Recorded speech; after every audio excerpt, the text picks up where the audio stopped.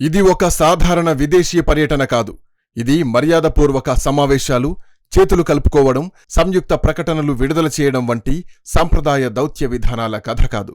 ఇది ప్రపంచ పెట్టుబడి ప్రవాహాలను ప్రభావితం చేసే ఒక వ్యూహాత్మక ఆర్థిక కదలిక. ప్రపంచ సరఫరా వ్యవస్థలు, సాంకేతిక భాగస్వామ్యాలు, ఇంధన భద్రత, తయారీ శక్తి సమీకరణాలను ఒకే దిశలో మళ్లించే ప్రయత్నం.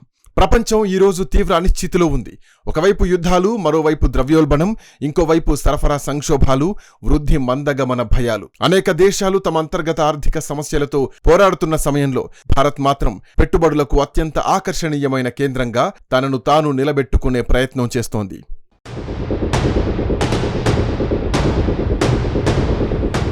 UAE, Netherlands, Sweden, Norway, Italy దేశాల పర్యటనను కేవలం 5 దేశాల దౌత్యయాత్రగా చూడడం పెద్ద పొరపాటవుతుంది. ఎందుకంటే ఇవి సాధారణ దేశాలు కావు. ఇవి ప్రపంచ ఆర్థిక వ్యవస్థలో కీలక ప్రభావం కలిగిన వేర్వేరు శక్తి కేంద్రాలు. గల్ఫ్ ప్రాంతపు మూలధనం, ఐరోపా సాంకేతిక నైపుణ్యం, నార్డిక్ దేశాల పరిశోధన సామర్థ్యం, ఇంధన భద్రత, ఆధునిక తయారీ వ్యవస్థలు, వీటన్నింటినీ ఒకే ఆర్థిక దిశలో అనుసంధానించాలనే ప్రయత్నం ఈ పర్యటనలో కనిపిస్తోంది. బయటకు కనిపించేది పెట్టుబడి ఒప్పందాల జాబితా మాత్రమే కావచ్చు, కానీ లోతుగా పరిశీలిస్తే ఇది ప్రపంచ ఆర్థిక సమీకరణాల్లో భారతదేశానికి ఒక పెద్ద స్థానం సాధించే ప్రయత్నం. భారీ పెట్టుబడి హామీలను కేవలం ఒక సంఖ్యగా చూడడం సరిపోదు. అసలు ప్రశ్న డబ్బెంత వచ్చింది అనేది కాదు, ఆ డబ్బు ఏ రంగాలకు వెళ్తోంది అనేది అసలు కథ. ఎందుకంటే భవిష్యత్తును నిర్ణయించేది సంప్రదాయ పరిశ్రమలు కాదు, సాంకేతిక ఆధిపత్యం, డిజిటల్ మౌలిక వస్తువులు, ఆధునిక తయారీ శక్తి, ఇంధన భద్రత. అందుకే సెమీకండక్టర్లు, కృత్రిమ మేధస్సు, లాజిస్టిక్స్, గ్రీన్ ఇంధనం, డిజిటల్ మౌలిక వస్తువుల వంటి రంగాలపై ప్రత్యేక దృష్టి కనిపిస్తోంది.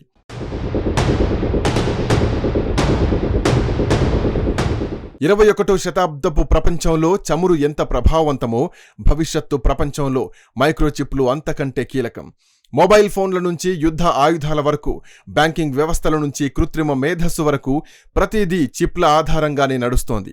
ఈ రంగంలో భారత్ కేవలం వినియోగదారుగా మిగిలిపోవాలని కోరుకోవడం లేదు, ప్రపంచ తయారీ వ్యవస్థలో కీలక భాగస్వామిగా మారాలని ప్రయత్నిస్తోంది. అందుకే నెదర్లాండ్స్, ఇటలీ వంటి దేశాలతో సాంకేతిక భాగస్వామ్యాలపై ప్రత్యేక దృష్టి కనిపిస్తోంది. ఇది కేవలం వ్యాపార ఒప్పందం కాదు, భవిష్యత్తు సాంకేతిక వ్యవస్థలో భారతదేశం తన స్థానం కోసం చేస్తున్న వ్యూహాత్మక ప్రయత్నం. లాజిస్టిక్స్, అలాగే మౌలిక వస్తువుల రంగాన్ని చాలామంది సాధారణ అంశంగా చూస్తారు. కానీ ప్రపంచ వాణిజ్యాన్ని నియంత్రించేది కేవలం సైనిక శక్తి కాదు, సరఫరా మార్గాలు కూడా. ఎవరి నౌకాశ్రయాలు వేగంగా పనిచేస్తాయో, ఎవరి రవాణా వ్యవస్థలు తక్కువ ఖర్చుతో వస్తువులను తరలిస్తాయో, ఎవరి మౌలిక వస్తువులు పెట్టుబడిదారులకు సమయం, ఖర్చు ఆదా చేస్తాయో ఆ దేశమే ప్రపంచ తయారీ కేంద్రంగా ఎదుగుతుంది. యుఏఈతో కుదురుతున్న లాజిస్టిక్స్, ఇంధనం, అలాగే నౌకాశ్రయాల భాగస్వామ్యాలను ఈ కోణంలో చూడాల్సుంటుంది. ఇది కేవలం పెట్టుబడి ప్రవాహం కాదు, భారత మహాసముద్ర ప్రాంతంలో భారతదేశం తన ఆర్థిక ప్రభావాన్ని పెంచుకునే ప్రయత్నం.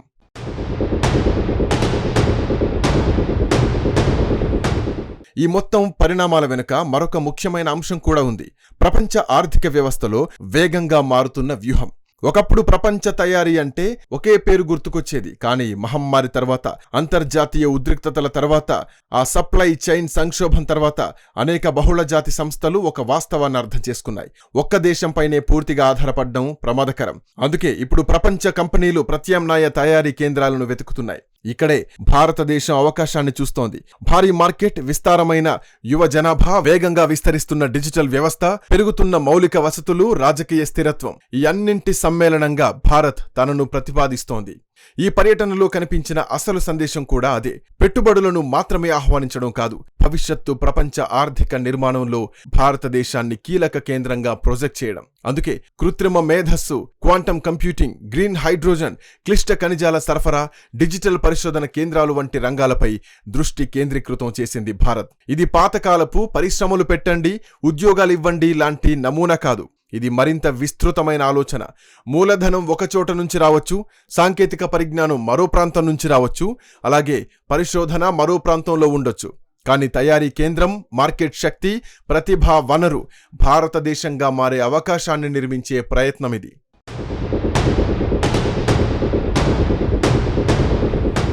ప్రపంచ రాజకీయాల్లో ఒక కఠినమైన వాస్తవం ఉంది. పెట్టుబడులు భావోద్వేగాల ఆధారంగా రావు. అవి నమ్మకం ఉన్న చోటుకొస్తాయి, స్థిరత్వం ఉన్న చోటుకొస్తాయి, దీర్ఘకాలంగా లాభం కనిపించే చోటుకొస్తాయి. భారతదేశం తన డిజిటల్ మౌలిక వస్తువులు, మార్కెట్ పరిమాణం, వేగంగా అభివృద్ధి చెందుతున్న రహదారులు, రైల్వేలు, నౌకాశ్రయాలు, పారిశ్రామిక ప్రోత్సాహక విధానాల ద్వారా ఆ నమ్మకాన్ని నిర్మించడానికి ట్రై చేస్తోంది.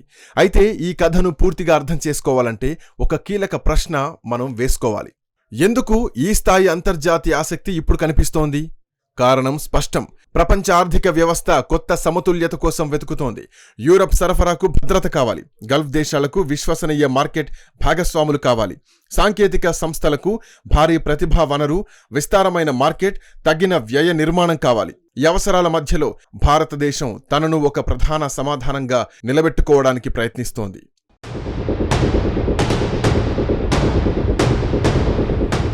అయితే చివరికి అసలు పరీక్ష మాత్రం ఒకటే. పెట్టుబడి హామీలు ఎంతవరకు భూమిపై దిగుతాయి, ఎన్ని పరిశ్రమలు నిజంగా నిర్మాణ దశలోకెళ్తాయి, ఎన్ని ఉద్యోగాలు సృష్టిస్తాయి, ఎన్ని సాంకేతిక పరిజ్ఞానాలు దేశీయ సామర్థ్యంగా మారతాయి. ఎందుకంటే విదేశీ పర్యటనల అసలు ప్రభావం ప్రకటనల్లో కాదు, కర్మాగారాల్లో కనిపించాలి, ఉద్యోగాల్లో కనిపించాలి, ఎగుమతుల్లో కనిపించాలి, ఆర్థిక వృద్ధి గణాంకాల్లో కనిపించాలి. అయినా ఒక విషయం మాత్రం స్పష్టంగా కనిపిస్తోంది.